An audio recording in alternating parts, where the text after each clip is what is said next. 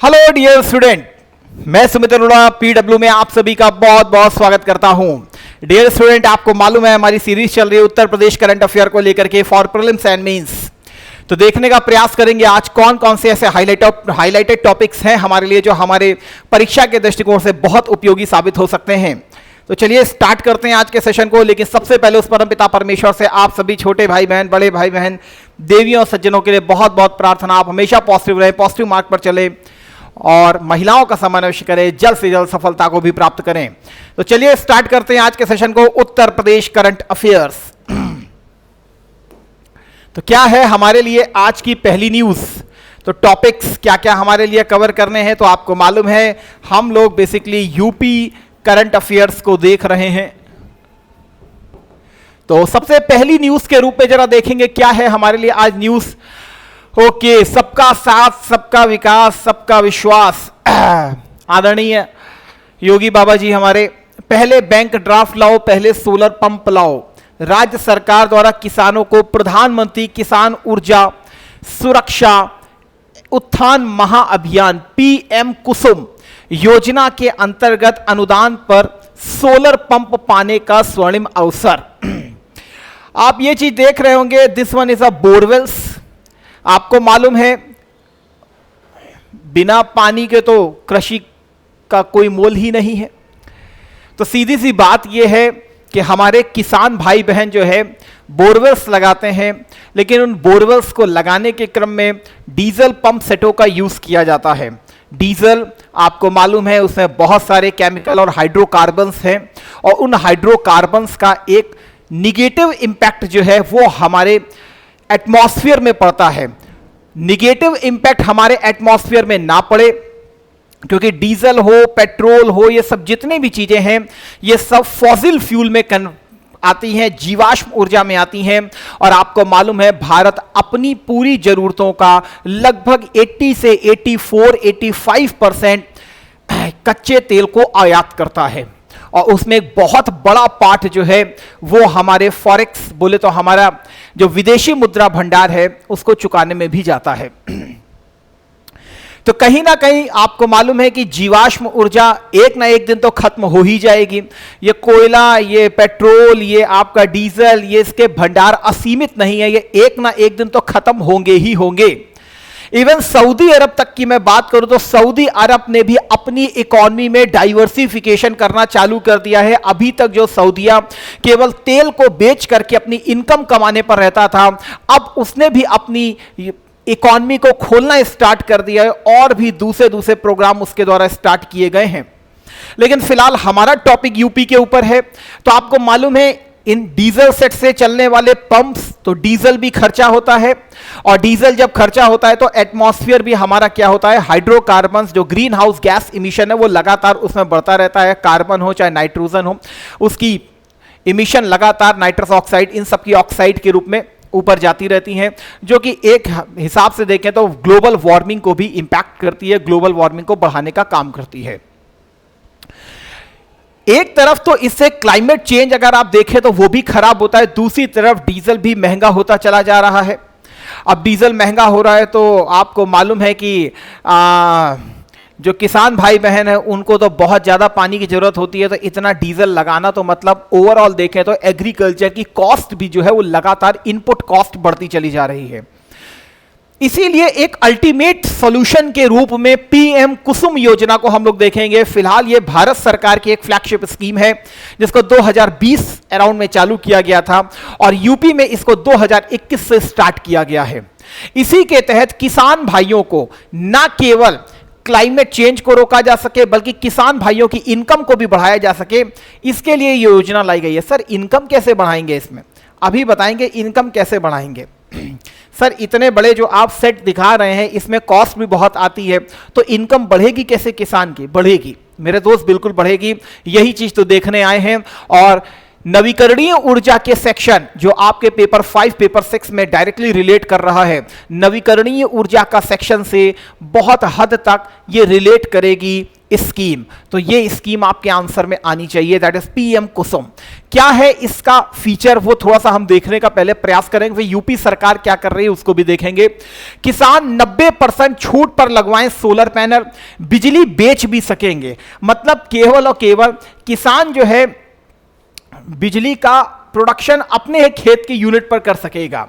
जितने solar panel लगवाए जाएंगे, मान लेते हैं अगर उसकी कॉस्ट अगर 5 लाख रुपए भी आती है तो 90% छूट दे रही है कौन? सरकार।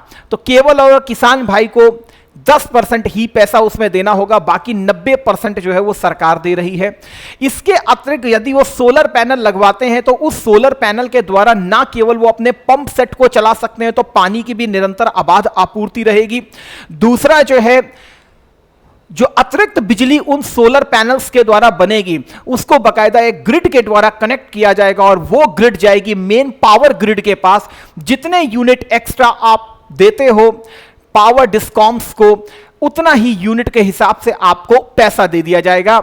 यहां पर देखिए लिखा भी है, सिंचाई में सहूलियत, बिजली विभाग 3.58 रुपए प्रति यूनिट के हिसाब से खरीदेगा बची बिजली। तो जितना किसान अपने खेत में यूज करेगा वो उसकी रहेगी, और जितना वो लगभग बेचेगा पावर डिस्कॉम्स को, उसका उसे क्या हो जाएगा? कैश पैसा भी मिल जाएगा। तो एक पंथ दो काज होंगे, एक तरफ तो डीजल से उसे उन्मुक्ति मिलेगी, दूसरी तरफ किसान को 90% छूट दी जा रही है सरकार के द्वारा, तीसरा अपने ही खेत में वो बिजली भी बना सकेगा और इसको बेच भी सकेगा। तो एक पावर, एक अल्टरनेटिव के रूप में देखें तो इसको आसानी से आप लगा सकते हैं। बहुत सी जमीनें बंजर जमीन के रूप में भी रहती हैं, तालाबों के ऊपर भी इन सबको लगाया जा सकता है, तो वहां पर भी अतिरिक्त बिजली को यूज किया जा सकेगा। क्योंकि मेरे भाई कोयला जो है वो लगातार कम होने वाला है, कोयले के ऊपर निर्भरता कम होने वाली। क्या बोल रहे हैं सर? अभी भी लगभग मोर देन 50% आपकी बिजली में सबसे बड़ा योगदान है कोयले का, लेकिन उसको कम किया जा रहा है। याद रखिएगा कोयला एक दिन खत्म हो जाएगा, क्योंकि कोयला जीवाश्म ऊर्जा के रूप में है। इसीलिए अभी आगे हम लोग इसको पढ़ेंगे भी कि क्या ये चीज बोलने जा रहा है। फिलहाल यहां पर लिखा हुआ है कि लगभग 90% तक जो है वो छूट दी जाएगी। किसानों की सहायता कर आय बढ़ाने के लिए केंद्र सरकार ने प्रधानमंत्री कुसुम योजना की शुरुआत की। किसान अपनी जमीन पर सोलर पैनल लगवाते तो उन्हें 90% तक की छूट मिलेगी, ये यूपी सरकार दे रही है। ठीक है, क्या क्या इसमें प्रपोजल्स हैं जरा हम थोड़ा सा अभी देखेंगे। फिलहाल पीएम कुसुम योजना भारत सरकार द्वारा नवंबर 2019 में इसको स्टार्ट किया गया था, जिसका प्राथमिक उद्देश्य क्या है? वो है सौर ऊर्जा समाधान। मेरे मुंह से शायद 2020 निकल गया था, तो प्लीज करेक्ट कर लीजिएगा, दैट इज 2019 में स्टार्ट किया गया था। अपनाने को बढ़ावा देकर कृषि क्षेत्र में बदलाव लाना है। इस योजना से बिजली और डीजल से चलने वाले पंपों को सौर ऊर्जा से प्रतिस्थापित कर देना है, क्योंकि आपको मालूम है कि भारत में वैसे भी लगभग 300+ डेज जो है सोलर लाइट रहती ही रहती है। अप्रॉक्स अगर मैं बात करूं, ओवरऑल एवरेज भारत की बात करूं, नॉर्थ इंडिया में थोड़ा सा कम हो जाती है, लेकिन साउथ इंडिया अप्रॉक्स 300+ डेज में हमको मिलती ही मिलती है। सोलर पैनल से पैदा होने वाली बिजली का उपयोग सबसे पहले सिंचाई के क्षेत्र में होगा, सिंचाई के क्षेत्र में होगा। इसके बाद अधिशेष वितरण कंपनी डिस्कॉम्स को बेचा जा सकता है और यह 25 वर्षों तक इनकम देगी। तो एक पंथ से दो काज हो रहे हैं जिसको यूज किया जा रहा है। यहां पर देखिए इसमें कौन कौन से कंपोनेंट्स रखे गए थे जब इसको स्टार्ट किया गया था। लिखा गया था कि 10,000 मेगावाट के विकेंद्रीकृत जमीन पर लगे ग्रिड से जुड़ी नवीकरणीय ऊर्जा संयंत्र, अप्रॉक्स 10,000 मेगावाट प्रोडक्शन का लक्ष्य है, और decentralise ground mounted grid connected. मतलब ग्रिड क्या है कि एक्चुअल में जब आप अपनी जमीन पर जो बिजली बन जाती है तो भाई उसको आखिर तारों के द्वारा सप्लाई भी तो किया जाता है, बस वही सप्लाई जो होती है ना तार, और वो एक मेन चैनल से लगे रहते हैं, मेन उनका सेंटर होता है, वहां पर जाकर के इसको पूरा कलेक्ट किया जाता है। That is a grid system. ठीक है, ये ग्रिड सिस्टम है। रिन्यूएबल पावर प्लांट्स, यहां पर इसको स्टोर कर लिया जाएगा। दूसरा, 20 lakh solar powered agriculture pumps को लेने का प्रयास किया जाएगा, और लिखा है converting 15 lakh agriculture pumps already connected to the grid into solar. तो इससे जो पहले से ही ग्रिड से 15 लाख कृषि पंप जुड़े हैं जो कि डीजल से सब चलते थे, उन सबको यूज किया जाएगा, कन्वर्ट किया जाएगा किसमें, सोलर पंप्स में इसको कन्वर्ट किया जाएगा। So very very important. Object क्या है इसका जरा देख लीजिए, अपने हिसाब से देख सकते हैं, और बहुत इंपॉर्टेंट फेज है, याद रखिएगा। रिन्यूएबल सेक्शन का कोई भी क्वेश्चन होगा इसको स्किप मत कीजिएगा, ये लिखी जाएगी वहां पर। ऑब्जेक्ट क्या है, किसानों को अपनी बंजर भूमि पर भी सौर ऊर्जा उत्पादन क्षमता स्थापित करने और ग्रिड को बेचने में सक्षम बनाना है। तो बंजर भूमि को भी आप प्रॉपरली इसमें यूज कर सकते हो। जो अधिशेष बिजली आपकी बच रही है उसको भी आप बेच सकते हो। तो ऑब्वियस सी बात है कि आपकी जो इनकम है वो ऑलरेडी क्या हो जाएगी, बढ़ ही जाएगी।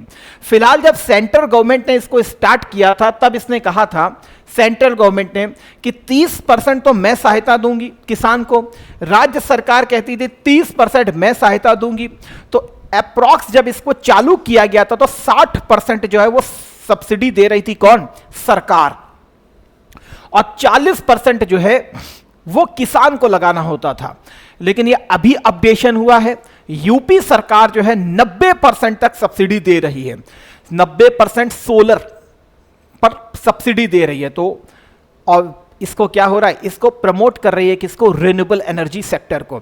देखिएगा, रिन्यूएबल एनर्जी सेक्टर को प्रमोशन केवल और केवल एग्रीकल्चर के हिसाब से मत देखिए, एक बहुत बड़ा ये अपने आप में मार्केट भी है जो कि सोलर लाइट्स के क्षेत्र में क्रांति भी लाता है। एक बहुत बड़ी एमएसएमई सेक्टर इंडस्ट्री इससे जुड़ी हुई है, तो अपने आप में बहुत बड़ी डिमांड को ये रेस कर सकता है। डिमांड सप्लाई अपने आप में मजबूत होती है।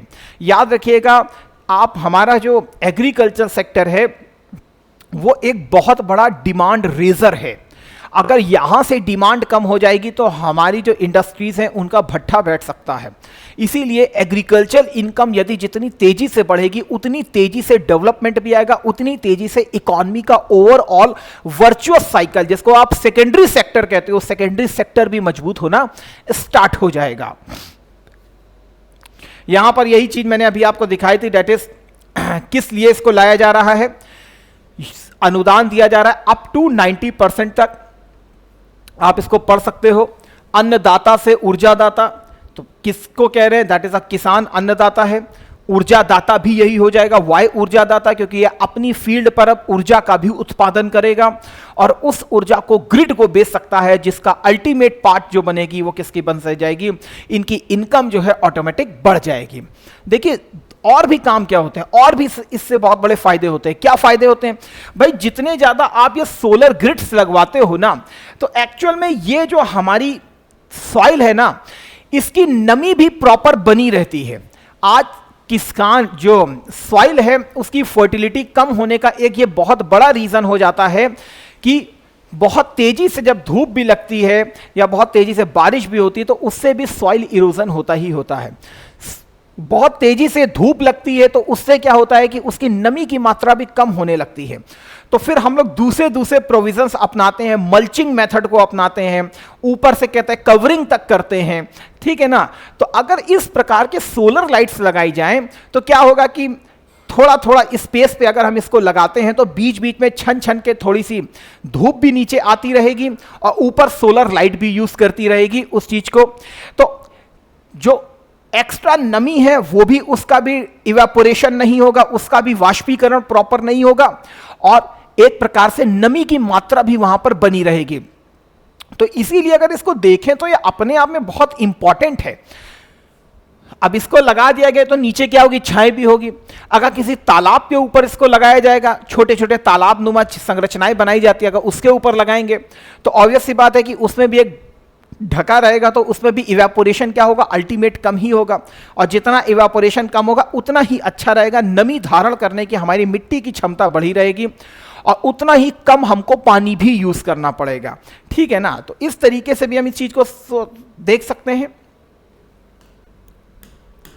20 लाख किसानों को स्टैंड अलोन सोलर पंप दिए जाएंगे, ठीक है। 15 लाख किसानों को ग्रिड से जुड़े पंपों को सोलराइज करने में मदद की जाएगी। अल्टीमेट वायबल ऑप्शन यही है और आपको मालूम है इंटरनेशनल सोलर अलायंस का जन्मदाता ही कौन है, दैट इज भारत। तो भारत में यह क्रांति होना बहुत जरूरी है। नहीं तो डीजल और पेट्रोल बहुत दिन तक तो यूज में नहीं है। किसानों की मिट्टी के तेल पर निर्भरता ऑटोमेटिक खत्म हो जाएगी, बहुत बढ़िया है। बंजर भूमि पर सौर ऊर्जा उत्पादन करने और ग्रिड को अधिशेष ऊर्जा बेचने में किसानों की सहायता की जाएगी।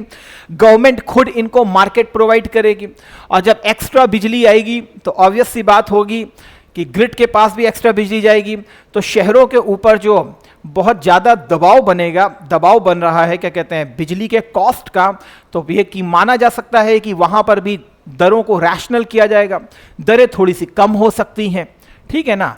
क्योंकि देखिए महंगाई एक्चुअल में बढ़ना सरकार के लिए भी अच्छी बात नहीं होती है। महंगाई अगर कंट्रोल लेवल में रहेगी तो सरकार के लिए भी अच्छा है। यदि मेरी जेब में अगर 200 रुपए बच रहे हैं तो उस 200 रुपए का ऐसा नहीं है कि मैं 100 रुपए अपना सेव करूंगा तो 100 रुपए मुझे खर्चा भी करना होगा। लेकिन यदि मेरे जेब में 150 रुपए बच रहे हैं तो ऑब्वियस सी बात है 100 रुपए तो मैं सेव करने का कोशिश पूरा करूंगा ही करूंगा, चाहे कितनी भी मैं कंजूसी करूं, 90 रुपए सेव करने का कोशिश करूंगा।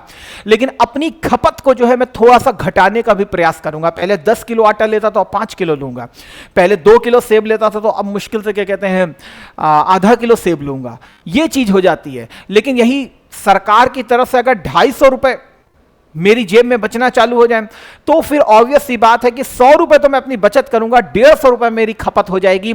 उसमें फिर फ्रूट भी शामिल होगा, उसमें दूध भी शामिल होगा, पनीर भी शामिल होगा, और भी डाइवर्स आइटम होगा, क्योंकि अल्टीमेट पोषण मेरा मैटर करेगा।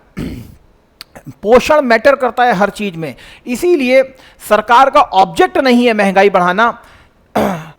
लेकिन जब जिस चीज की डिमांड ज्यादा होगी तो ऑब्वियस सी बात है कि वहां पर फिर महंगाई बढ़ती है। इसीलिए ये एक बहुत अच्छा प्रोग्राम है जो ना केवल शहरों के ऊपर से बिजली के भार को कम कर सकता है, बल्कि वहां पर भी दरों को रैशनलाइज बनाने में मदद मिल सकती है। क्योंकि अल्टीमेट यहां पर क्या होगा, यहां से हमको एक्स्ट्रा बिजली की आपूर्ति हो सकती है। और सबसे इंपॉर्टेंट चीज क्या है कि आदरणीय प्रधानमंत्री जी के द्वारा एक वादा किया गया है, कहां पर, पंचामृत अभियान, कॉप 26 का ग्लासगो अभियान, याद रखिएगा इसको, बहुत इंपॉर्टेंट है, that is a Glasgow summit. COP 26 में एक वादा करके आए हैं हमारे आदरणीय प्रधानमंत्री जी, और वहां पर नारा देके आए पंचामृत का। इस पंचामृत में उन्होंने क्या क्या वादा किया है देखिए, India will reach its non fossil energy capacity तो 500 गीगावाट बाई 2030। बोल के आए हैं कि 2030 तक 500 गीगावाट जो है भारत जो है वो गैर जीवाश्म ऊर्जा से प्राप्त करेगा। गैर जीवाश्म कौन सी होगी, वही सोलर से, वही पानी से, वही जल विद्युत से, छोटी जल विद्युत से, वही पवन ऊर्जा से, इन सब से, बायोमास एनर्जी से, इन सब से यूज किया जाएगा। तभी तो एथेनॉल के बारे में भी आपको पढ़ाया था। तो एथेनॉल से भी क्या कर रहे थे, तो मिला किसमें रहे थे, पेट्रोल में, ताकि उसकी डिमांड कम हो। ऑब्वियस सी बात है 20% मिलेगा, इसी प्रकार 30% आप मिलाओगे तो उतनी पेट्रोल की डिमांड कम होगा, और पेट्रोल की डिमांड कम होगी तो भारत का जो वहां से सऊदीया से, रशिया से जो ऑयल को मंगा रहा है वो ऑटोमेटिक क्या हो जाएगा, कम मंगाएंगे हम तो कम हमारी जेब से डॉलर जाएगा। जब डॉलर कम जाएगा तो हमारे पास पैसा ज्यादा बचेगा, और ज्यादा पैसा बचेगा तो रुपये की कॉस्ट जो है वो ऑटोमेटिक क्या हो जाएगी, बढ़ेगी। समझ रहे हैं बात को, रुपए की मूल्य वृद्धि होगी, और आपको मालूम है रुपया डॉलर जो है समतुल्य होना स्टार्ट हो जाएगा। अगर रुपया गिरेगा तो फिर भारत का घाटा बढ़ता है, रुपया अगर स्थिर होगा तो भारत की इकोनॉमी एक मजबूती की कंडीशन की तरफ जाएगी। अल्टीमेट व्यापार घाटा कम होना स्टार्ट हो जाएगा, ट्रेड डेफिसिट क्या होगा, कम होना स्टार्ट हो जाएगा।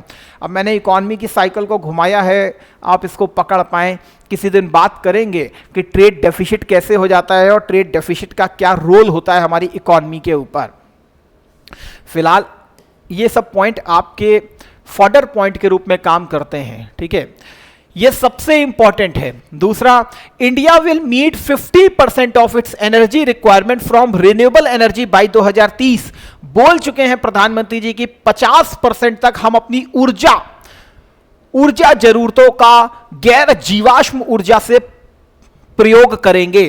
तो दिख रहा है आपको, India will reduce a total projected carbon emission by 1 billion ton from now onwards 2030 2030 तक 1 बिलियन टन कार्बन को हमको कम करना है, हम उतना इमिशन नहीं करेंगे। तो यदि आप डीजल पंप सेटों को इतना यूज करोगे तो फिर वो तो कार्बन का इमिशन लगातार करेगा ही करेगा।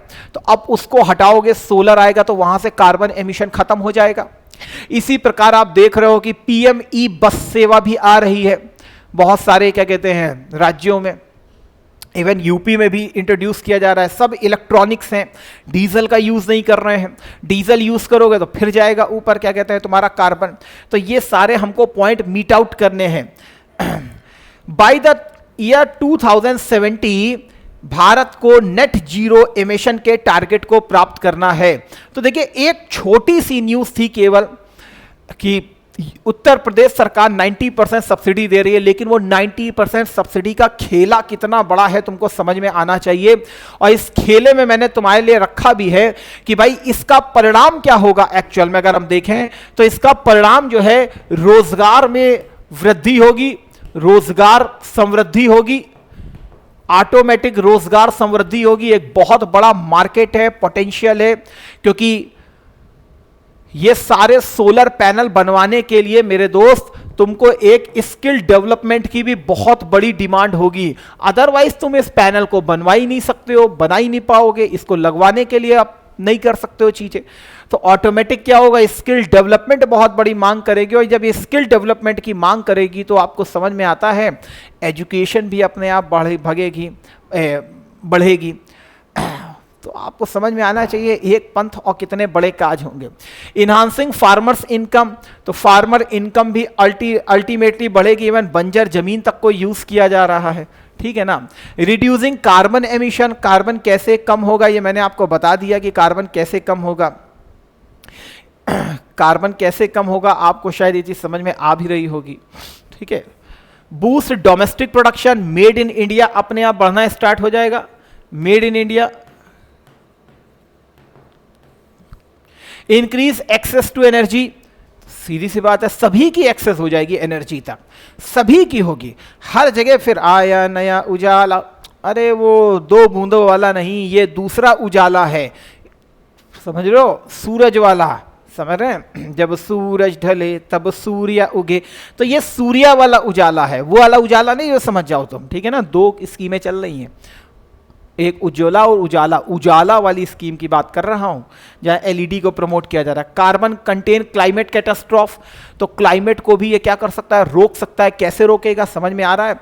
ग्रीन हाउस का एमिशन लगातार हो रहा है और एमिशन होगा तो दिक्कत होगी। और जब दिक्कत होगी तो फिर ऑब्वियस सी बात है कि देखिए गर्माहट और तेजी गर्माहट को प्रोवाइड करेगी। अगर ज्योग्राफी का बेसिक ज्ञान हो तो वायुमंडल में क्या है, ऊपर गैसें हैं, गैस हैं, और इसमें ग्रीन हाउस गैसों का एक छत्र है बकायदा, समझ रहे। ये गैसें जाती हैं ऊपर, इस तरीके से रिवॉल्व होती हैं, कुछ चली जाती हैं अंतरिक्ष में और कुछ हीट ट्रैप करती हैं। जितना ज़्यादा ग्रीन हाउस गैसेस ऊपर मौजूद रहेंगी ये गर्मी को ट्रैप करती चली जाएंगी, ट्रैप करती चलती जाएंगी, ट्रैप करती चली जाएंगी, समझ रहे हैं। शुक्र ग्रह को पढ़ा है ना, शुक्र ग्रह में तुमने पढ़ा है ना, वहां पे लगभग 95% कार्बन डाइऑक्साइड है, और कार्बन डाइऑक्साइड है तो फिर वो पूरे वायुमंडल को उसने घेरा हुआ है शुक्र के, समझ रहे हो। तो उसमें क्या हो रहा है, हीट ट्रैप होती चली जा रही है, हीट ट्रैप होती चली जा रही है। जैसे कुकर में पानी गर्म होता है तो ऊपर से क्या होता है, घूमता रहता है, घूमता रहता है, घूमता रहता है, घूमता रहता है। ऐसे ही शुक्र ग्रह की दशा है। लेकिन अगर इसी तरीके से इमिशन होने लगा तो ऐसे हमारी भी पृथ्वी लगातार गर्म होती जाएगी, गर्म होती जाएगी, गर्म होती जाएगी। इसीलिए क्या है, जितनी ऊपर कम रहेंगी ग्रीन हाउस गैस तो उतना आसानी होगी उसको निकलने में, कहां पर, अंतरिक्ष में, ठीक है। तो क्लाइमेट कैटास्ट्रॉफ को भी रोकेगा। दूसरी तरफ कौन कौन इसके लिए पात्र हैं, तो व्यक्तिगत किसान भी पात्र है, किसानों के समूह भी प्राप्त हैं, पात्र हैं। यहां पे एक नाम लिखा है, that is farmer producer organisation. UP सरकार इसके ऊपर सबसे ज्यादा फोकस कर रही है, इसीलिए मैंने इसको यहां पर लिखा है फार्मर प्रोड्यूसर ऑर्गेनाइजेशन। इसके बारे में मैंने तुम्हें बहुत बार डील भी किया है, who is a farmer producer organisation. इनको भी इसमें पात्र बनाया जा रहा है। तो मतलब समझ रहे हैं, एक ऑर्गेनाइज चैनल के थ्रू क्या कहते हैं, पूरे किसान के घर घर तक सरकार पहुंचने का प्रयास कर रही है। पंचायत भी है और कॉपरेटिव्स भी हैं, तो ये थोड़ा सा दिमाग में रखिएगा, that was very important. Challenges क्या हैं, फाइनेंशियल लॉजिस्टिक इशू, अब भाई खराब हो गया अगर क्या कहते हैं सोलर पैनल, तो उसको बनवाने का कॉस्ट वो भी तो है। और दूसरी तरफ है अगर आप लगवा भी देंगे वो भी अच्छी बात है, लेकिन एक साल बाद अगर उसे दूसरे भी लगवाने होंगे तब वो क्या करेगा, या कुछ मेंटेनेंस कराना होगा तब क्या होगा, बैटरी को स्टोरेज भी करना होगा तो बैटरी का भी खर्चा होता है, उसका क्या होगा। तो ये सब भी चीज़ें हैं, छोटी मोटी चीज़ें रहेंगी। डिप्लीटिंग वाटर टेबल्स, ये भी है कि आप कह तो रहे हैं कि सिंचाई पंप से लोग निकाल सकते हैं, लेकिन इससे क्या होगा और ज़्यादा प्रोत्साहन मिलेगा ग्राउंड वाटर को एक्सट्रैक्ट करने का। तो ग्राउंड वाटर एक्सट्रैक्ट होता रहेगा तो सीधी सी बात है कि वाटर टेबल भी क्या होगी, नीचे की तरफ जाएगी। लेकिन रेगुलेटरी बैरियर्स एंड स्टेबिलिटी, अब कहीं ना कहीं कोई ना कोई नीतियाँ आती ही आती हैं, कुछ ना कुछ नियंत्रण चैम्बर भी बनाए ही जाते हैं। अब वो हो सकता है सोलर लाइट्स को लेकर के भी आए, तो आगे की क्या कथा होगी। तो ये कुछ छोटी छोटी सी बातें हैं जिसको देखना होगा। फिलहाल परिणाम बहुत अच्छे हैं उसके, ये सब धीरे धीरे इश्यूज को टैकल किया जाएगा। अब फाइनेंशियल है तो 90% सरकार दे रही है, तो कल को फार्मा प्रोड्यूसर ऑर्गेनाइजेशन है तो उनके थ्रू भी हो सकता है कि इसमें ऐसा हायरिंग मैकेनिज्म के रूप में भी किसी को प्रोवाइड की जा सके। हो सकता है कि फार्मा प्रोड्यूसर ऑर्गेनाइजेशन किसान के बीच में कोई कोरिलेशन हो जाए, तो ये आगे की बातें हैं। तो बहुत ज़्यादा हम माइंड नहीं कर सकते हैं, हर जगह फाइनेंशियल और कॉस्ट तो आएगा ही आएगा, विदाउट उसके कुछ होता नहीं है। अब नेक्स्ट देख लें, यूपी बनेगा सबसे बड़ा ग्रीन हाइड्रोजन निर्माता। ये उसी से संबंधित है जो मैं अभी दिखा करके लाया था पीएम कुसुम योजना से। वहां पर भी नवीकरणीय ऊर्जा की बात हो रही है, यहां पर भी योगी बाबा ने, इवन आज की न्यूज़ है ये आज की न्यूज़ है, इसीलिए मैंने इसको कंसीडर किया है। यूपी बनेगा सबसे बड़ा ग्रीन हाइड्रोजन निर्माता। आपको मालूम है आदरणीय प्रधानमंत्री नेशनल ग्रीन हाइड्रोजन मिशन के बारे में बोल चुके हैं, तो यहां पर यह भी एक सबसे इंपॉर्टेंट है, ग्रीन हाइड्रोजन को भी यूपी बनाने का पूरा प्रयास कर रही है क्या ग्रीन हाइड्रोजन, थोड़ा सा हम देख लेते हैं ये है क्या। ये एक मैकेनिज्म बना हुआ है, that is grey hydrogen, blue hydrogen, green hydrogen. यहां पर आपको मालूम है यहां पर कुछ हमारे पास इंडिकेटर्स दिए गए हैं, कोयला, नेचुरल गैस, बायोमीथेन। तो कोयला, इधर नेचुरल गैस, मीथेन, बायोमीथेन, ये सब है। यदि इसको हम लोग तोड़ते हैं, मीथेन को अगर हम तोड़ते हैं, तो मीथेन को तोड़ने पर क्या होगा कि एक तरफ तो हमको क्या चाहिए, हाइड्रोजन, तो हमको यहां पर दो चीजें हम प्रोडक्ट प्राप्त करेंगे, एक तो हाइड्रोजन का और एक कार्बन डाइऑक्साइड का। हाइड्रोजन तो एज अ फ्यूल के रूप में हमको यूज हो जाती है, लेकिन यह हाइड्रोजन जो है ये वातावरण में निकल जाती है, और वातावरण में निकलने क्रम में आपको मालूम है कि carbon dioxide that is a greenhouse gas agent. तो ये ग्रीन हाउस एजेंट के रूप में है। अगर आप यहां देखें तो यहां पर आपके सामने बना हुआ है, ठीक है। मीथेन को अगर इस प्रकार से तोड़ा जाएगा तो पहले मोनोऑक्साइड, फिर हाइड्रोलिसिस होती है, फिर क्या कहते हैं, फिर जाकर के अल्टीमेट जो प्रोडक्ट हमको मिलता है वो एक्चुअल में हाइड्रोजन और कार्बन डाइऑक्साइड प्राप्त होता है।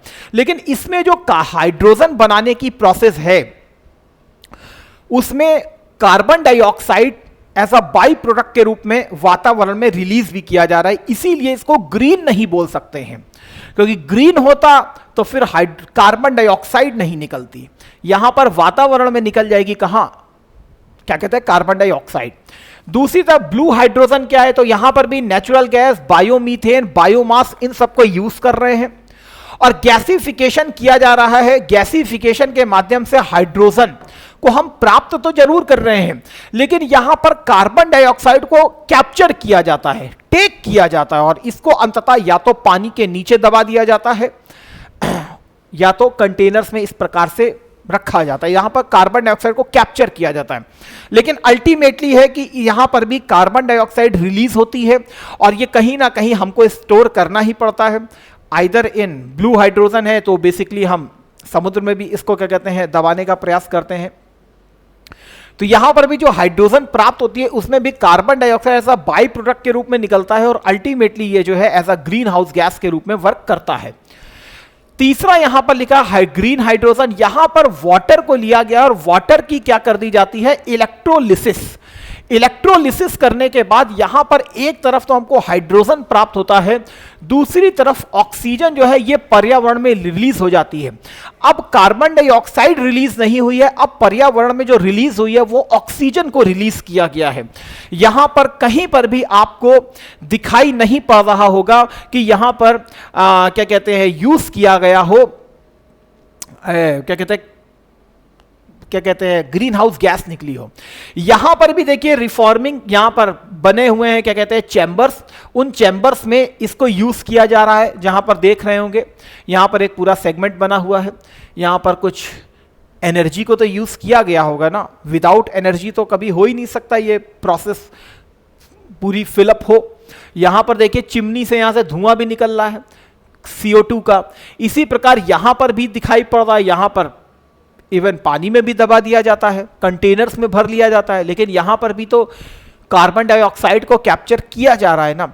लेकिन यहां पर अगर आप देखें तो यहां सोलर पैनल का यूज किया गया है, यहां पर विंड एनर्जी का यूज किया गया है, मतलब एनर्जी भी जो यूज की जा रही है वो भी ग्रीन एनर्जी का यूज किया जा रहा है, इसीलिए इसको बोला जा रहा है green hydrogen.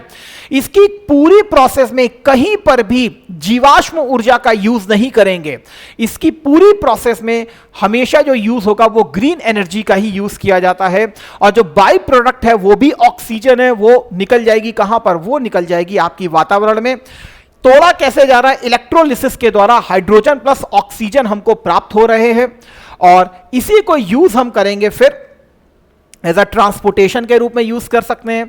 Hydrogen that is called future fuel, ये भविष्य का ईंधन भी कहलाता है, तो इसको भी यूज कर सकते हैं हम यहां पर। इवन केमिकल इंडस्ट्रीज में यूज किया जाएगा हाइड्रोजन। एनर्जी स्टोरेज में हम यूज कर सकते हैं, ठीक है ना। वैसे भी आपको मालूम है इलेक्ट्रिक व्हीकल की बात हम कर रहे हैं। लिक्विफिकेशन और एक्सपोर्ट भी किया जा सकता है हाइड्रोजन को, ठीक है ना। हाइड्रोजन को यूज भी किया जा सकता है, तो that is very very important. तो ग्रीन हाइड्रोजन की तरफ भी भाग रहे हैं। फिर अल्टीमेट कैसा भी क्वेश्चन आए नवीकरणीय से, आपको ग्रीन हाइड्रोजन यहां जाना ही जाना है। और प्रधानमंत्री के ग्लासगो मिशन के बारे में जो पंचामृत है उसको जरूर टैकल करना है, क्योंकि अल्टीमेट उसी को प्राप्त करने के लिए सारे इनिशिएटिव्स जो हैं वो चल रहे हैं। चलिए नेक्स्ट की न्यूज की तरफ हम आते हैं। यूपी में 700 नई बैंक शाखाएं खोली जाएंगी। फिलहाल देखिए एक सेगमेंट होता है जिसको कहते हैं वित्तीय समावेशन, जिसको कहते हैं फाइनेंशियल इंक्लूजन, समावेशन, फाइनेंशियल इंक्लूजन। अब देखिए मामला क्या है, जितने ज्यादा लोग बैंक में अपना खाता खुलवाएंगे सरकार को उनके बारे में प्रॉपर नॉलेज होगी। भाई ये इंसान है, ये रामू है, ये श्यामू है, ये कामू है, ये जो भी आदमी है, ये ए है, ये बी है, ये सी है, ये डी है, सबके बारे में ABCD प्राप्त होगी। भाई इसके अकाउंट में इतना पैसा आता है, इसके अकाउंट में इतना आता है, इसके अकाउंट में इतना आता है। अच्छा वाकई इस इंसान को इतनी ज्यादा जरूरत हो तो सरकार उसको फंडिंग कर, उसको सब्सिडी दे सकती है, पैसा दे सकती है। जैसे सबसे बड़ा एग्जांपल आपने PM जनधन योजना के रूप में देखा था। याद रखिएगा पहले की पिक्चरों को अगर आप देखें हो, मदर इंडिया से लेकर के बहुत सारी पिक्चरों को देखें तो वहां पर एक इंसान आपको दिखता है जमींदार कैटेगरी का या साहूकार कैटेगरी का, जो लाला के नाम से भी जाना जाता है। यहां ला का मतलब मैं किसी जाति संबोधक चिन्ह को नहीं दे रहा हूं, लाला का मतलब है ला ला ला ला ला ला ला ला ला ला ला, दिस वन इज लाला, ठीक है ना। यहां मैं किसी जाति संबोधक की बात नहीं कर रहा हूं, मैं केवल और केवल एक उनकी बात बता रहा हूं जो मूवीज में दिखाया गया कि भाई लाओ लाओ पैसा लाओ, पैसा लाओ, पैसा लाओ, पैसा लाओ, ठीक है। तो ये जो पैसा लाने वाली बात है उसी के आधार पर आपने देखा है उस मूवीज में दिखाया जाता है, एक नायक होता है वो बकायदा अंततः फिर रिवोल्ट करता है और फिर लड़ाई होती है, विलन होता है, जो भी हम देखते हैं। पहले की चीजों में हमने भी देखा था इस पिक्चरों को, वैसे ही अभी भी हमारे बहुत सारे गांवों के इलाकों में ऐसी प्रथाएं हैं जहां पर जो किसान भाई बहन है वो ऐसे साहूकार जमींदारों के चंगुल में फंसते हैं, उनसे कुछ पैसा वो ले लेते हैं, लेकिन 100 रुपए लिए हैं तो धीरे से 1 0 और आगे बढ़ा करके उसे 1000 भी बनाया जाता है। और जो उनको पैसा दिया भी जाता है उसका इंटरेस्ट रेट बहुत ज्यादा होता है, 200%, 300%, ऐसे ऐसे परसेंट पर जाता है। इसीलिए सरकार का हमेशा काम क्या होता है, वित्तीय समावेशन, वाइड वित्तीय समावेशन, वित्त का समावेशन, तुम्हारे वित्तीय समावेशन कर देंगे, मतलब तुम्हारा वित्तीय समावेशन क्या कर देंगे, तुम्हारा स्वास्थ्य का समावेशन कर देंगे। तो प्रधानमंत्री आयुष्मान बीमा योजना आई तो स्वास्थ्य समावेशन हुआ, तुमको 5 लाख दिया गया, कहा आ जाओ, बीमार हो गए तो यहां लगवा लेना अपना इलाज। वैसे ही वित्तीय समावेशन का मतलब होता है सरकार तुम्हारे पूरे घर के आर्थिक तंत्र को देख लेती है, तुम्हारा अकाउंट खुलवा देती है, सरकार को ABCD पता चल जाती है, कितना पैसा आता है, कितना जाता है, कितना ये लोग जमा करते हैं, कितना नहीं करते हैं, और उसी के आधार पर आपके लिए बहुत सारी योजनाएं ले आती हैं, जैसे बीमा योजना, जैसे पेंशन योजना, ताकि आपकी खराब स्थिति में भी सरकार आपका साथ देती रहे। इवन अगर आपका अकाउंट है तो वहां पर सरकार आपको लोन की फैसिलिटी भी पूरी प्रोवाइड कर देती है। तो इसके द्वारा क्या होता है कि जो जमीनी स्तर पर जुड़ा हुआ व्यक्ति है उसको कहीं ना कहीं सरकार अपना सहारा देती है। तुम दूसरे से लोन न लेने जाओ 200-300% पर, तुम मुझसे लोन लो 10%, 12% पर, जो भी वॉटेवर है, और सरकार को हर चीज पता चल जाती है यहां पर। इसीलिए यहां वित्तीय समावेशन का सबसे बड़ा इंपैक्ट आने वाला है। यूपी में 700 नई बैंक शाखाएं खोली जाएंगी। तो यहां पर अगर आप देखें तो यही चीज इसमें आपको बताया गया है। बैठक में समीक्षा की गई, यहां से पढ़िएगा, that is very important. UP Atal pension योजना, PM स्वनिधि योजना। स्वनिधि रेहड़ी वाले जो हमारे भाई बहन हैं, जो रेहड़ी लगाते हैं, ठेले वाले जो हैं, कम आय वाले हैं, इनको 10,000 रुपए का किसी भी प्रकार का कोई कोलेट्रल लोन लिए बगैर उनको लोन दिया जाता है। यहां पर तो 1 रुपए आदमी, 2 रुपए नहीं देता आदमी को, सरकार आपको 10,000 रुपए देती है स्वनिधि योजना के तहत, विदाउट किसी प्रकार का कोई भी गिरवी रखे हुए, कि आप ले सकते हो, आप अपना स्टार्ट कर सकते हो।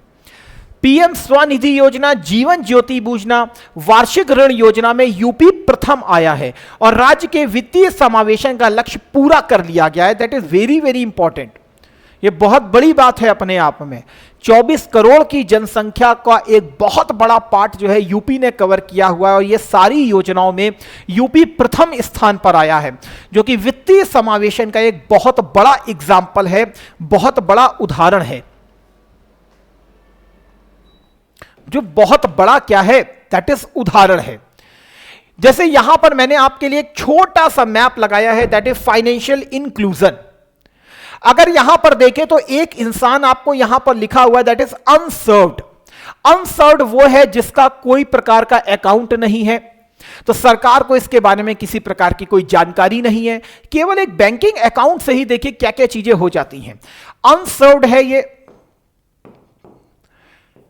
कोई भी बेसिक अकाउंट नहीं है इनका, किसी भी प्रकार की फाइनेंशियल सर्विसेज इनको नहीं मिलती है। ये केवल और केवल कैश इकोनॉमी पर बिलीव करता है। इसको केवल और केवल हंसता हुआ गांधी जी का जो नोटों वाला चेहरा है वो नोट चाहिए, सीधी सी बात है। लेकिन एक तरफ ये इंसान है जिसका प्रॉपर बैंक में क्या है, अकाउंट है। अब जब बैंक में अकाउंट हो तो इसको सेविंग्स भी हो रही होगी, तो सरकार इसको रखने का आपको मालूम है ब्याज भी देती है।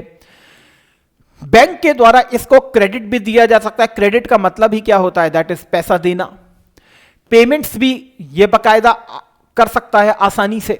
इंश्योरेंस भी सरकार ने खुद ही प्रोवाइड कर दिया, 12 रुपए इस तरीके से इंश्योरेंस सरकार दे रही है। PM जीवन ज्योति, अटल बीमा, अटल पेंशन योजना में पेंशन की बात की जा रही है।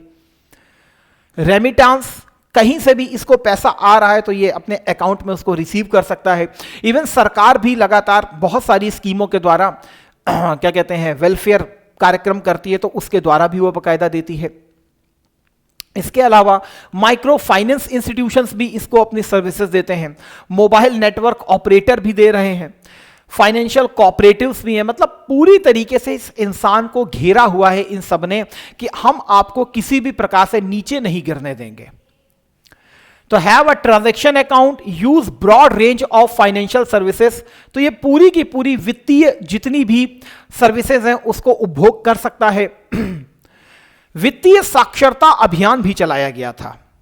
इसी प्रकार से प्रधानमंत्री साक्षरता अभियान भी है एक, तो वो साक्षरता अभियानों का जरूर यहां पर उल्लेख करें। फाइनेंशियल इंक्लूजन बहुत इंपॉर्टेंट होता है, किस लिए, ताकि सभी तक एक समान पहुंच हो सके और सभी के अकाउंट को सरकार भी उनको पूरा ऑब्जर्व कर सके। एक प्रकार से ये फाइनेंशियल इंक्लूजन जो है ये औपचारिक अर्थव्यवस्था को प्रमोट करता है, फॉर्मल इकोनॉमी को प्रमोट करता है। और याद रखिएगा, जो भी देश की इकोनॉमी जितनी फॉर्मलाइज्ड होती है वो देश उतना ही ज्यादा विकसित होता है। विकसित होने की एक बहुत बड़ी पहचान यह भी है कि औपचारिक कितनी है अर्थव्यवस्था, आपकी फॉर्मल इकोनॉमी कैसी है। फॉर्मल इकोनॉमी का मतलब यह होता है कि प्रॉपर जो सर्विसेज होती हैं वो सभी को दी जाती हैं, सरकार के पास भी उसका प्रॉपर डेटा होता है। तो कौन लाभार्थी है, किसको कितनी जरूरत है, उन सबका पूरा खाका डेटा जो होता है इसमें आ जाता है।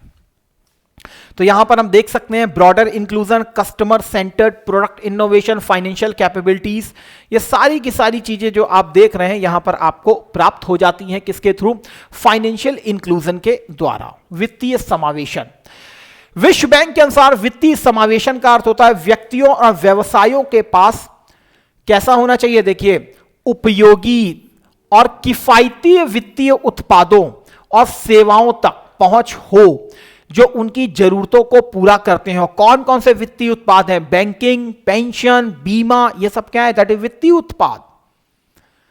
उपयोगी क्या है, यही पेंशन, बीमा, ये सारी जितने सब उपयोगी हैं। माइक्रो फाइनेंस, तो ये सब जितने भी हैं ये कस्टमर सेंटर्ड अप्रोच को प्रमोट करती हैं। और जितने आसानी से अगर लोन प्राप्त हो जाता है तो ऑब्वियस सी बात है, कम दामों पर अगर लोन प्राप्त हो जाता है तो फिर व्यक्ति का इंपावरमेंट भी ज्यादा हो सकता है, व्यक्ति के अंदर जो रिस्क लेने की पावर है वो भी बढ़ती है। और without risk no gain, no gain, no risk no gain, यही लिखा हुआ। उत्तर प्रदेश में कई योजनाओं में प्रधानमंत्री मुद्रा योजना, स्टैंड अप इंडिया योजना, जीवन ज्योति बीमा योजना, प्रधानमंत्री सुरक्षा बीमा योजना, अटल पेंशन योजना के माध्यम से वित्तीय समावेशन को प्रमोट किया जा रहा है। केवल यही नहीं है बल्कि यहां पर आप एसएचजी बैंक लिंकेज कार्यक्रम को भी लिख सकते हो। मैंने पहले भी इसके बारे में आपको पढ़ाया है। एसएचजी बैंक लिंकेज कार्यक्रम को भी आप प्रमोट कर सकते हो। सबसे इंपॉर्टेंट है, यूपी सरकार महिला एसएचजी को बहुत ज्यादा प्रमोट कर रही है। और यह महिला एसएचजी जो कि 10-20 लोगों का एक संगठन होता है, एसएचजी सेल्फ हेल्प ग्रुप, 10-20 महिलाओं को मिलाकर एक संगठन बनाया जाता है गांव में। वो महिलाएं वहां पर काम करती हैं, अपनी कुछ बचत करती हैं, उस बचत से एक बैंक में जमा करती हैं। धीरे धीरे बैंक भी उस एसएचजी को रिकॉग्नाइज करता है, वो ज्यादा बड़ा लोन प्रोवाइड करता है। इसी प्रकार से उनमें बचत की आदत को प्रमोट किया जाता है। धीरे धीरे कोई कंपनीज होती हैं वो उनको देखती है, उनके उत्पादों को लेती है, कहीं बड़े मार्केट में उसकी सप्लाई करती है, तो धीरे धीरे यही एसएचजी क्या होने लगते हैं, बड़े बनने लग जाते हैं। यूपी सरकार इसको बहुत ज्यादा फोकस कर रही है महिला एसएचजीज को लेकर के, जिसमें बीसी सखी, बैंकिंग करस्पॉन्डेंट्स, सखियों का भी नाम आपने सुना होगा, जो घर घर तक जाकर के बकायदा बैंकिंग की सिस्टम को, सुविधाओं को भी प्रोवाइड कर रही हैं। ठीक है, जैसे यहां पर मैंने एक नाम लिखा हुआ है, दैट इज राजीव गांधी महिला विकास परियोजना। राजीव गांधी महिला विकास परियोजना एक एनजीओ है। देखिए, केवल गवर्नमेंट ही काम नहीं कर रहा है, एनजीओज भी काम कर रहे हैं इस सेक्टर में। राजीव गांधी महिला विकास परियोजना क्या कर रहा है, पॉवर्टी रिडक्शन, गरीबी को कम कर रहा है, वुमेन्स को एम्पावर कर रहा है, उनका सशक्तिकरण कर रहा है, ग्रामीण डेवलपमेंट को कर रहा है। कैसे कर रहा है, तो यहां पर आप देखें तो RGMVP organise poor rural women into community institution, एक बड़े बड़े सामुदायिक संस्थानों में उसे कन्वर्ट कर रहा है in the form of self help group. और सरकार भी इनकी प्रॉपर मदद करती है। सेल्फ हेल्प ग्रुप होते क्या है, लगभग 10-20 वुमेन्स को मिला करके एक पहले संगठन बनाया जाता है। धीरे धीरे उनमें बचत की आदत को प्रोवाइड किया जाता है, बैंक में इनका एक अकाउंट खुलवाया जाता है। देखा जाता है कि लगातार 6 महीने तक ठीक तरीके से अगर ये वर्क कर रहे हों तो फिर फाइन इनका प्रॉपर बड़े लोन प्रोवाइड किए जा सकते हैं। फाइनेंशियल इंक्लूजन इससे होता चला जाता है। हेल्थ केयर की देखिए पूरी फैसिलिटीज मिल रही हैं क्योंकि सारा अकाउंट तो खुल जाता है। लाइवलीहुड प्रमोशन हो जाता है, एजुकेशन प्रमोशन हो जाता है। मतलब ओवरऑल हॉलिस्टिक डेवलपमेंट की बात करूं तो फाइनेंशियल इंक्लूजन पूरे हॉलिस्टिक डेवलपमेंट को भी कर सकता है। आप ये चीज समझ के रखिए। तो उसी को ही प्रमोट किया जा रहा है यूपी सरकार के द्वारा। अब थोड़ा सा एक नेक्स्ट न्यूज पर आते हैं, दैट इज अवैध निर्माणों पर नजर रखने के लिए एक प्रवर्तन पोर्टल बनाया गया है यूपी सरकार की तरफ से। प्रवर्तन पोर्टल, ये क्या है प्रवर्तन पोर्टल? छोटी सी न्यूज है कि अब रखेगा अवैध निर्माणों पर नजर। लिखा हुआ अवैध निर्माणों पर कड़ाई से अंकुश लगाने के लिए राज्य सरकार ने 1 सितंबर से प्रवर्तन पोर्टल व्यवस्था को लागू कर दिया है। शहरों में यदि कोई अवैध निर्माण हो रहा है तो अब ये उसको पूरी तरीके से क्या कर सकता है, पूरी तरीके से नोटिफाई करने का प्रयास करेगा, क्योंकि आपको मालूम है अवैध निर्माण जो है, जो अवैध है तो अवैध है, अब उसको रोकने का प्रॉपरली प्रयास किया जा रहा है। तो ये एक छोटी सी न्यूज़ है, प्रीलिम्स के हिसाब से भी इंपॉर्टेंट है। प्रवर्तन पोर्टल किससे संबंधित है? तो है तो छोटी न्यूज़, लेकिन अगर मीन्स के हिसाब से देखें तो अर्बनाइजेशन के क्या सबसे बड़े डिमेरिट्स हो सकते हैं? मेरिट्स तो हमें मालूम है, शहरीकरण के मेरिट्स, लेकिन शहरीकरण के मेरिट जो डिमेरिट्स भी होते हैं वो होता है कि मलिन बस्तियों का निर्माण भी होना स्टार्ट हो जाता है। अवैध निर्माणों का प्रोसीजर जो है लगातार बढ़ता चला जाता है, और अवैध निर्माणों को यदि बाद में गवर्नमेंट तोड़ती है तो फिर जाकर के वहाँ पे शोरगुल हल्ला गुल्ला होता है, कोर्ट केस से लेकर के सारी चीज़ें होने लगती हैं। तो वो चीज़ें ना हो पाए, इसीलिए अवैध निर्माणों पर प्रारंभिक रूप से ही नज़र रखी जा रही है। अब इसके लिए प्रवर्तन पोर्टल को लेकर के आए हैं। फिलहाल सोसाइटी वाले चैप्टर से भी आप इसको जोड़ सकते हो, शहरीकरण की समस्याओं में भी जोड़ सकते हो, और एक सॉल्यूशन के रूप में प्रवर्तन पोर्टल का भी आप नाम लिख सकते हैं, तो ये अपने आप में इंपॉर्टेंट होगी। लिखा हुआ अवैध निर्माण की वास्तविक स्थिति की जियो टैग फोटो भी अपलोड कर दी जाएगी जो संबंधित अथॉरिटी है उसके द्वारा। तो यहां पर यह चीज लिखी हुई है, अवैध निर्माण, हाँ पहले क्या था, इंजीनियर, अधिकारी और जो अवैध निर्माण, इनके बीच में एक साठगांठ हो जाती थी, एक नेक्सस बन जाता था, लेकिन अब इसको तोड़ा जा रहा है। और फिर स्वार्थ पूर्ति, ये सब लिखा हुआ है, आप इसको पढ़ सकते हो फिलहाल। लेकिन इसके साथ ही मैं आपको एक चीज और बताना चाहता हूं कि केवल ऐसा नहीं है कि सीधे सीधे ला करके वो सब कर दिया गया, प्रवर्तन पोर्टल और शहरीकरण में वो कर दिया, वो तो अपनी जगह है, आप शहरीकरण के डिमेरिट के रूप में आप उसको लिख सकते हो। लेकिन एक योजना और है, दैट इज स्वामित्व योजना। पंचायती राज विभाग स्वामित्व योजना भी है। इवन लागू तो इसको प्रधानमंत्री मोदी जी के द्वारा किया गया था, लेकिन उत्तर प्रदेश में भी इसको लागू किया गया है, इसीलिए बाबा जी की फोटो लगी हुई है यहां पर। इसके तहत भी यही चीज की जा रही है कि जो गांव स्तर पर जो किसान भाई की जो जमीनें हैं, वहां पर भी बहुत विवाद रहते हैं, ये मेरी जमीन इतना इतना इतना पोर्शन इतना, इसके भी जियो टैगिंग करवाई जा रही है, और इसका भी पूरा भूमि रिकॉर्डों का अभिलेखीकरण किया जा रहा है, इसको पूरी तरीके से डॉक्यूमेंटेशन किया जा रहा है, किस किसान की कितनी जमीन है, इसका भी पूरा कंप्यूटराइजेशन किया जा रहा है, ताकि कोई किसी का क्या कर सके, अवैध कब्जा ना कर सके। तो ये जो अवैध कब्जा है वैसे भी एक प्रॉब्लमेटिक रहता है, तो केवल शहरीकरण नहीं बल्कि गांव के स्तर पर भी इसको किया जा रहा है। और प्रवर्तन पोर्टल फिलहाल तो क्या कहते हैं शहरों में किया गया है, लेकिन स्वामित्व योजना इस प्रकार की ऑलरेडी चल भी रही है। तो हमेशा याद रखिएगा, अवैध निर्माण और अवैधता ये जो है, ये कानून व्यवस्था के लिए सबसे बड़ी एक चुनौती के रूप में रहती है, और उसको रोकने के लिए हम यहां पर प्रवर्तन पोर्टल का भी यूज कर सकते हैं, क्योंकि यहां पर अधिकारी और जो बड़ा इंसान है, अमीर इंसान है, वो इनके बीच में भी एक नेक्सस के रूप में चीजें काम करती है। इसी को कहते हैं, दैट इज क्रोनी कैपिटलिज्म के रूप में भी हम कह सकते हैं, लेकिन छोटे लेवल पर है। हाई लेवल पर क्रोनी कैपिटलिज्म शब्द को यूज किया सकते हैं, लेकिन छोटे लेवल पर मैंने इसको यूज किया है क्रोनी कैपिटलिज्म को, याराना पूंजीवाद, मतलब किस तरीके से बड़े लोग जो है वो अधिकारियों के साथ साठगांठ करके इस तरीके के एक्ट को करते हैं। फिलहाल यहां पर आपके सामने लिखा है भूमि रिकॉर्ड का डिजिटलीकरण होगा। इससे क्या होगा कि किसकी कितनी जमीन है वो सब पता चल जाता है। यहां पर उत्तर प्रदेश का नाम भी लिखा गया है कि लगभग 1 लाख गांवों के संपत्ति के रिकॉर्ड का सर्वेक्षण किया गया, और जिसकी जो जमीन है उसको अब संपत्ति का कार्ड भी दे दिया जाएगा, और उसी के हिसाब से संपत्ति का निर्धारण वित्तीय संस्थानों से संपत्ति ऋण, हाउसिंग लोन भी प्राप्त हो सकता है। 9 राज्यों को मिला स्वामित्व योजना का लाभ, जिसमें एक राज्य जो है हमारा प्यारा यूपी भी है। तो ड्रोन्स के द्वारा इसके सर्वेक्षण को पूरा करवाया गया है। वही चीज लिखी हुई है, 90% से अधिक विवादों का निपटारा हो गया, और 200 करोड़ का बजटीय प्रावधान भी किया गया था। जैसे लिखा हुआ है, that is this one, drone, तो 12 फरवरी 2021 से लागू की गई थी, दैट इज ये वाली योजना। तो उत्तर प्रदेश में मुख्यमंत्री योगी आदित्यनाथ के नेतृत्व में केंद्र की योजनाओं को नागरिकों तक पहुंचाने के लिए पूरी तत्परता से काम किया जा रहा है। इसी क्रम में प्रधानमंत्री स्वामित्व योजना को लागू करने में उत्तर प्रदेश सबसे आगे रहा है। ये एक छोटी सी डिटेल आई थी जिसको मैं आपके साथ शेयर करना चाहता था। यूपी में इसको 2021 से लागू कर दिया गया था, ठीक है ना, दैट इज वेरी इंपॉर्टेंट।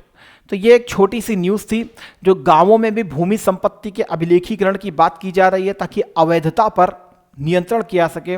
उसी प्रकार प्रवर्तन पोर्टल भी आया हुआ है जो कि फोकस कर रहा है किसको, वो कर रहा है नगरों वाला वो जो क्षेत्र है उसको, ठीक है ना, अवैध निर्माण पर कैसे अंकुश लगाया सके। तो शहरीकरण से संबंधित समस्याओं में भी आप उसको यूज कर सकते हैं।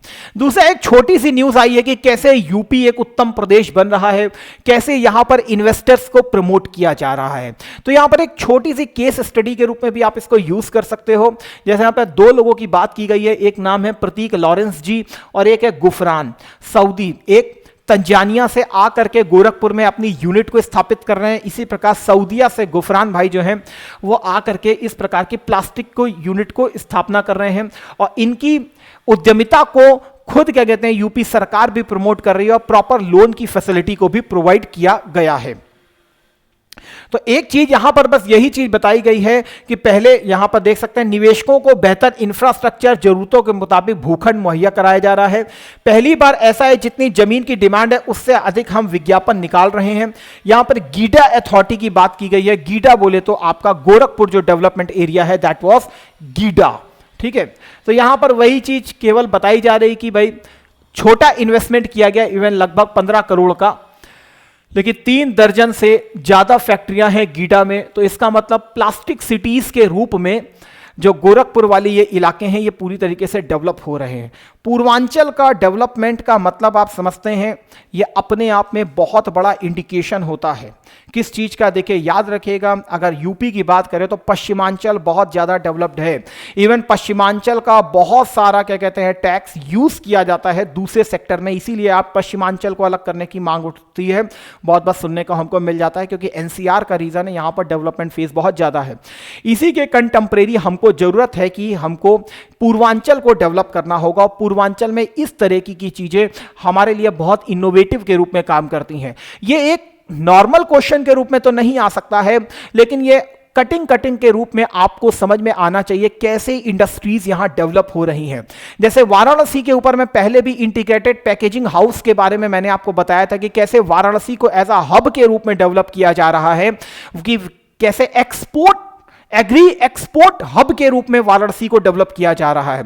उसी प्रकार यहां पर गोरखपुर के बारे में भी हम देख रहे हैं, तो यहां पर भी लगभग 3 दर्जन से ज्यादा हमको प्लास्टिक की फैक्ट्रियां दिख रही हैं और भी बहुत सारा इन्वेस्टमेंट जो है। गोरखपुर का मतलब है पूर्वांचल।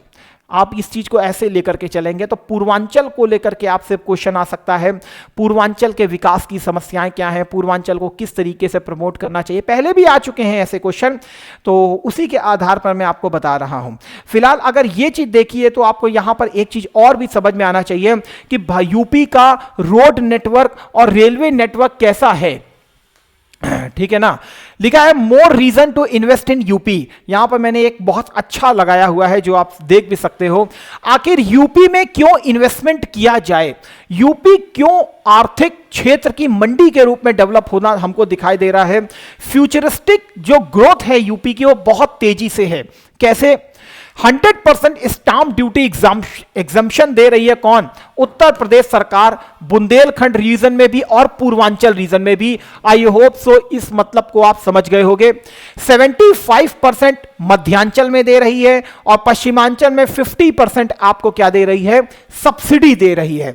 तो 100% स्टाम्प ड्यूटी एग्जम्पशन आपको दिया जा रहा है पूर्वांचल बुंदेलखंड का। मतलब समझ रहे हैं आप कि इस इलाके का डेवलपमेंट करना बहुत इंपॉर्टेंट है। लगभग 25% सब्सिडी आपको रिसर्च और डेवलपमेंट पर दी जा रही है।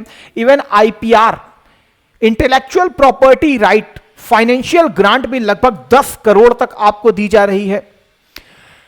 पूंजीगत जो आपको सब्सिडी दी जा रही है वो लगभग प्राइवेट इंडस्ट्रियल पार्क्स जो बुंदेलखंड में खोले जाएंगे या पूर्वांचल में खोले जाएंगे, लगभग 25% पूंजीगत सब्सिडी दी जाएगी।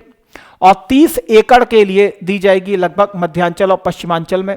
25% मतलब 100 रुपए लगा रहे हो तो 25 रुपए सरकार अपनी जेब से दे रही है।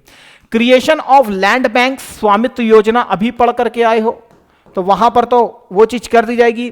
बाकी एक अलग से पूरा लैंड बैंक बनाया जाएगा, उसमें देखा जाएगा कि कहां पर कौन सी लैंड है जिसको हम उद्यमियों के लिए प्रोवाइड कर सकते हैं, that is a land bank. ठीक है। Fast track land allotment to super mega and ultra mega category investment project.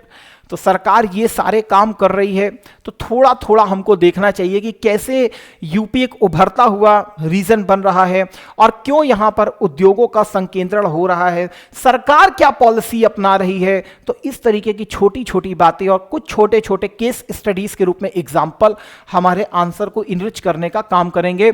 अगर यूपी की बात करें तो एक लार्जेस्ट रेलवे नेटवर्क के रूप में हमको यहां पर दिखाई देता है, इसलिए यहां पर आकर के आप क्या करें, इन्वेस्टमेंट करें।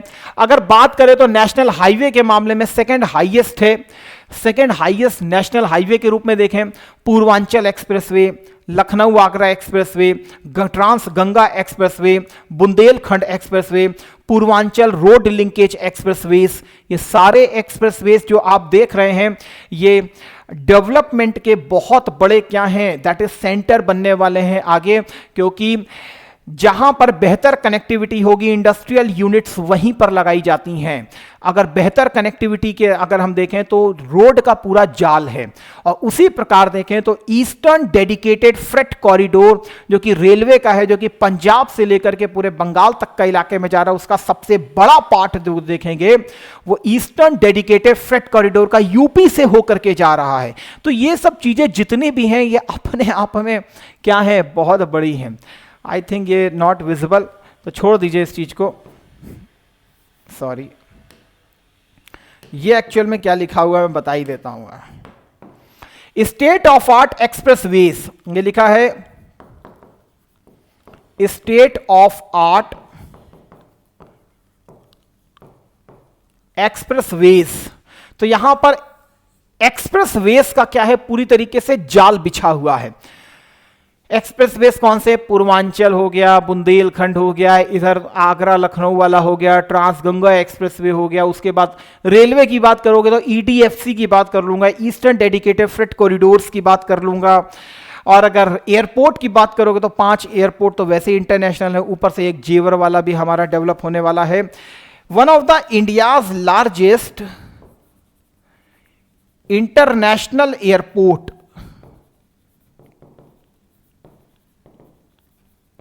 कमिंग एट जेवर, तो ग्रेटर नोएडा में बनने वाला है जेवर सबसे बड़ा। इंडिया फर्स्ट इनलैंड वाटरवेज, इसको तो छोड़ ही क्यों रहे हो, तो रेलवे का भी है, रोड का भी है और पानी का भी है नेटवर्क, तो भाई कैसे यूपी का डेवलपमेंट ना हो। इसके बाद एक छोटी सी न्यूज है आपके लिए, देख लीजिए, छोड़ने की जरूरत नहीं है। एक्चुअल में टूरिज्म जो है वो हमारे लिए सबसे इंपॉर्टेंट फेज है, टूरिज्म। और ये एक इनोवेटिव पॉइंट के रूप में हमको दिखाई दे रहा है। यूपी दर्शन पार्क में दिखेंगी अनोखी कलाएं। आप टूरिज्म के किसी भी क्वेश्चन में आप इस प्रकार का एक तरीके का इनोवेटिव पॉइंट वहां पर डाल सकते हो। जो कबाड़ होता है, लोहे का जो कबाड़ है, उससे बाकायदा इन कलाकृतियों को तैयार किया जा रहा है। इसमें बाबा गोरखनाथ का मंदिर का डिजाइन तैयार किया जा रहा है, देवी पाटन का दुर्गा मंदिर है, यूपी के विधानसभा भवन का मॉडल है, लोहे से बना इमाम बाड़ा, मथुरा का राधा रानी मंदिर, बांके बिहारी मंदिर, ताजमहल, लाल किला, बुलंद दरवाजा, ये सब एक ही जगह बनाए जा रहे हैं और इसको बना करके दिखाया जा रहा है यूपी दर्शन के रूप में। ऐसा ही एक पार्क जो है वो उत्तर प्रदेश के लखनऊ में इसको डेवलप किया जा रहा है। अगर लखनऊ में आप इसको देखने जाओगे तो ये सारे के सारे कलाकृतियां जो हैं आपको ये पूरी तरीके से वहां पर दिखाई देंगी। तो मैंने इसलिए इसको यहां पर किया है ताकि कभी भी आप टूरिज्म वाला कोई भी क्वेश्चन देखें तो उस टूरिज्म वाले क्वेश्चन में आप इसको एज अ फॉर्डर पॉइंट के रूप में वहां यूज कर सकते हो कि इस प्रकार के यूपी दर्शन वाले पार्क जो हैं इसको अलग अलग स्थानों में बाकायदा इस्टेब्लिश किया जाना चाहिए, चाहे ग्रेटर नोएडा हो, चाहे बुंदेलखंड हो, चाहे लखनऊ हो, चाहे पूर्वांचल हो। ऐसे कम से कम कुछ 5 से 6 सेंटर जरूर बनाने चाहिए जो कि यूपी दर्शन पार्क को दिखाएं, जैसा कि वहां पर स्क्रैप लोहे के माध्यम से लखनऊ में इस प्रकार दिखाया जा रहा है। तो यह ब्रांड यूपी को क्या करेगा, प्रमोट करने का पूरी तरीके से प्रयास करेगा। विशेषकर उन क्षेत्रों में इनको दिखाया जा सकता है जहां 5 इंटरनेशनल एयरपोर्ट है, जहां पर जल एयरपोर्ट हमको दिखाई दे रहा है इलाहाबाद से पूरा हल्दिया तक, वहां पर इसको लगाया जा सकता है। तो ये कहीं ना कहीं ब्रांड यूपी की छवि को प्रमोट कर सकते हैं कि भाई ये हमारे पास कलाकृतियां हैं, क्यों ना आओ तुम यूपी, जब हैं हमारे पास इतनी कलाकृतियां तो उत्तम प्रदेश के रूप में हमको इनको प्रमोट करना होगा। तो एक छोटी सी न्यूज थी, लेकिन इसको आपको यूज करना चाहिए, that will be very important. Tourism to get industry status in Uttar Pradesh. Uttar Pradesh में टूरिज्म को औद्योगिक दर्जा दे दिया गया। औद्योगिक दर्जे का मतलब यह होता है कि इनको लोन की अब फैसिलिटी जो है बहुत आसानी से प्रोवाइड की जा सकती है। होटल इंडस्ट्री को, सबको क्या दे दिया गया है, टूरिज्म इंडस्ट्री को, ये सब उद्योग के दर्जे से इनको जो लोन की फैसिलिटी है और जो इंटरेस्ट है वो भी कंपैरेटिवली कम लगाया जाएगा। इंडस्ट्री स्टेटस देने का मतलब ही यही होता है कि आपको प्रॉपर फैसिलिटी लोन की भी दी जाएगी और जो इंटरेस्ट आपसे चार्ज किया जाएगा वो भी क्या होगा, बहुत ही कम होगा। इसी प्रकार से आप ये देख सकते हैं यूपी की टूरिज्म पॉलिसी आ चुकी है। तो मैंने यहां पर कुछ टूरिज्म पॉलिसी के पॉइंट लिखे हैं। ये यूपी की टूरिज्म पॉलिसी है 2022 की, नवंबर 2022 में आई है, तो 2023 मान सकते हैं आप, तो लेटेस्ट ही है। तो इसको आप देख सकते हो कि नई पर्यटन नीति जो यूपी की है 2022 वाली, उसमें कुछ प्रोविजंस हैं जिसको यहां पर आप देख सकते हैं। होटल उद्योग के लिए निवेश आधारित सब्सिडी की व्यवस्था की गई है। इन्वेस्टमेंट बेस्ड सब्सिडी, जितना आप इन्वेस्टमेंट करोगे उसके आधार पर आपको क्या दी जाएगी, सब्सिडी दी जाएगी। यदि आप 10 करोड़ का निवेश करते हो तो 2 करोड़ रुपए की सब्सिडी आपको दे देगी, मतलब 8 करोड़ रुपए आपका पैसा लगेगा। यदि 500 करोड़ का इन्वेस्टमेंट करते हो तो 40 करोड़ तक आपको गवर्नमेंट क्या करेगी, सब्सिडी दे दी जाएगी। इसके अलावा होटलों को भी उद्योग का दर्जा दिया गया, तो कोई होटल भी खोलना चाहेगा तो फिर उसको क्या होगा, एज अ इंडस्ट्रियल सेगमेंट माना जाएगा और उसी हिसाब से उससे जो लोन है वो कम हो जाएगा, उसी हिसाब से इंटरेस्ट वो क्या हो जाएगा, कम हो जाएगा। और उसी प्रकार से पानी, बिजली, संपत्ति कर, सीवेज कर दरें भी व्यावसायिक की बजाय, देखिए लिखा है व्यावसायिक की बजाय औद्योगिक होंगी, क्योंकि औद्योगिक का मतलब होता है डेवलपमेंट को प्रमोट करना। तो यहां पर सरकार इसको प्रमोट करवा रही है ताकि ओवरऑल डेवलपमेंट हो, तो उस हिसाब से टैक्सेस को भी क्या किया जाएगा, रैशनलाइज किया जाएगा। इसी प्रकार से दूसरा पॉइंट है, इसी पर्यटन नीति के तहत भगवान राम से जुड़े सारे स्थान, भगवान कृष्ण से जुड़े सारे स्थान, उन सबको क्या किया जा रहा है, इंटीग्रेट किया जा रहा है, एक से दूसरे को प्रॉपरली जोड़ा जा रहा है। तो वही लिखा हुआ कृष्णा सर्किट के रूप में और रामायण सर्किट के रूप में इसे विकसित किया जाएगा। जैसे रामायण सर्किट के रूप में देखें तो अयोध्या, चित्रकूट, बिठूर और अन्य रिलीजियस प्लेसेस को इसमें डेवलप किया जाएगा। इसके अलावा माता सीता, भगवान रामचंद्र के प्रतीक के रूप में भी इन स्थलों को देखा जाता है। इसी प्रकार भगवान कृष्ण के रूप में कृष्णा सर्किट को डेवलप किया जाएगा। उसी प्रकार से बुद्धिज्म से जुड़े हुए जितने स्थान हैं उसको बुद्धिस्ट सर्किट के रूप में डेवलप किया जाएगा। तो अब ये आप लिख सकते हो कि ऐसे दर्शन पार्क में आप स्क्रैप लोहे के माध्यम से Ramayana circuit, Buddhist circuit, Krishna circuit और जो भी सर्किट हैं जैसे एडवेंचरस सर्किट, जो बायोडाइवर्सिटी सर्किट, इन सबको भी वहां पर दिखाइए। तो जब फॉरेनर पहुंचेगा या कोई भी इंसान वहां पहुंचेगा तो उसको पूरी तरीके से हाईलाइट हो जाएगा, अच्छा यूपी की डाइवर्सिटी ये है और ये चीजें हमको देखनी चाहिए, तो लाइव उसको पूरा उसका आनंद भी मिल जाएगा। फिलहाल यहां पर आप देख सकते हैं डेवलपिंग टूरिज्म इन यूपी, तो यहां पर सारी सर्किट लिखे हैं, शक्तिपीठ सर्किट भी है, Buddhist circuit, Mahabharat, Krishna, Ramayan circuit. इसके अलावा eco tourism circuit, wild life circuit, इन सबको प्रमोट किया जा रहा है। स्पिरिचुअल सर्किट, कबीर सर्किट, इन सबको प्रमोट किया जा रहा है। बाकी यहां पर लिखा हुआ है युवा टूरिज्म को प्रमोट कर रही है सरकार।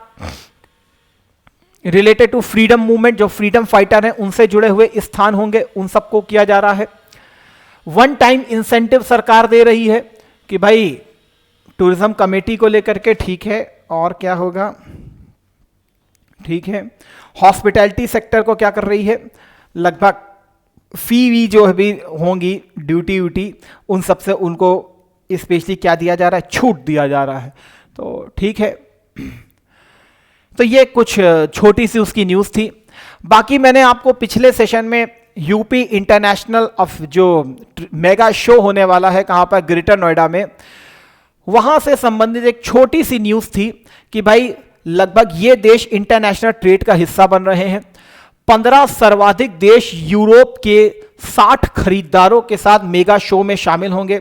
लगभग 15 यूरोपियन देश आ रहे हैं। ओवरऑल अभी तक जो है 66 देशों के खरीदार जो हमको दिखाई पड़ रहे हैं। तो पहचान दिलाएंगे 66 देशों के खरीदार। आदरणीय जो राष्ट्रपति महोदया हैं वो इनॉग्रेशन करेंगी। लगभग जो है 21 से 25 सितंबर के बीच में चलेगा। तो ये पूरे के पूरे यूपी के ब्रांड को प्रमोट करने वाला शो है।